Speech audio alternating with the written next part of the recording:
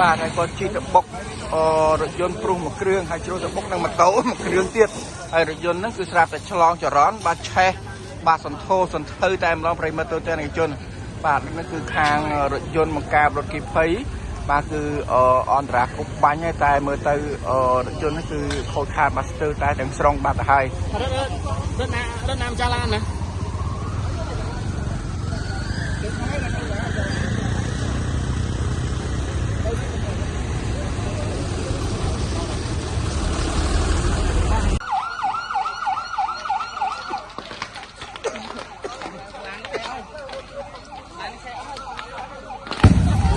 ប្រិមិត្តណាស់ទូកបាទឡើងអុយទៅលោមកបាទទូកឆេះតែម្ដងប្រិមិត្តទៅទាំងទៅហើយ